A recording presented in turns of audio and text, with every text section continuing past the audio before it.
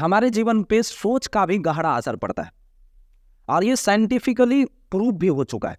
ये अमेरिका की सच्ची कहानी है।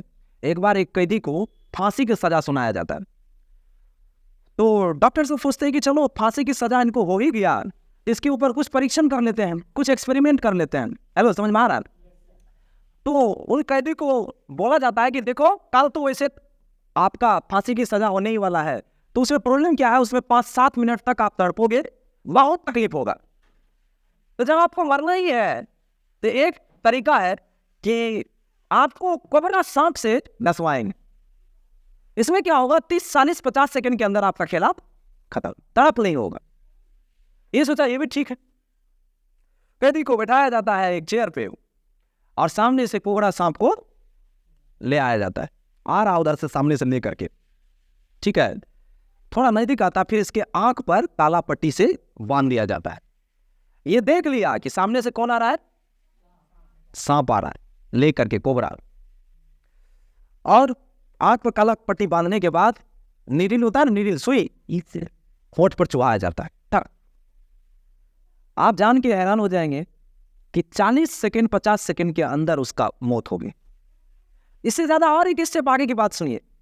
जब उनका ब्लड का टेस्ट किया गया तो उसके ब्लड में वही जहर पाया गया जो कोबरा सांप में था। मतलब बॉडी ने इनडायरेक्टली कुछ ही सेकंड के अंदर वो पॉइजन क्रिएट कर दिया। इसका मतलब सोचने में पावर है कि नहीं? जब आप नेगेटिव सोचते हैं, जब आपको लगता है कि मेरा जीवन खत्म हो गया, तो आपका शरीर बैड हार्मोन को रिलीज करता है, समझे कि नहीं? इसलिए कभी भी नेगेटिव थिंकिंग ना करें, आप पॉजिटिव सोचिए।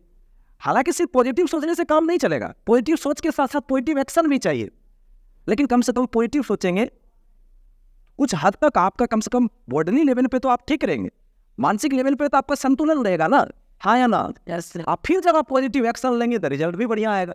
हेलो, समझ में आ रहा है? इसलिए थिंक में हमेशा ध्यान रखना, कभी भी चाहे कितनों भी स्थिति क्यों ना खराब हो जाए। देखो, इतना आप समझ लीजिए, रात कितनी भी क्यों ना काली हो, वो हमेशा के लिए रात नहीं रहेगा, सुबह उजाला होना तो निश्चित है, तय है। बादल कितनों भी क्यों ना घना हो, सूर्य को हमेशा के लिए ढक कर नहीं रख सकता है।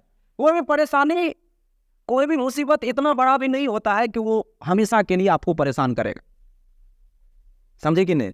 हर चीज का एक निदान है, समय है टल जाएगा, समय है टल जाएगा।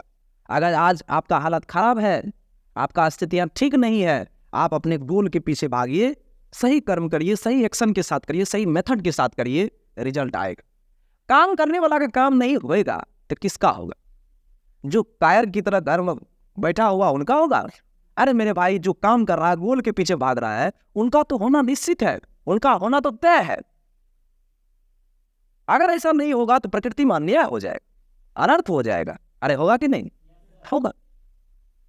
जो मेहनती है, जो सही प्लेटफॉर्म में सही तरीके से काम कर रहा है, उनका जीवन निर्माण नहीं होगा तो किनका होगा? अरे उन्हीं का होगा।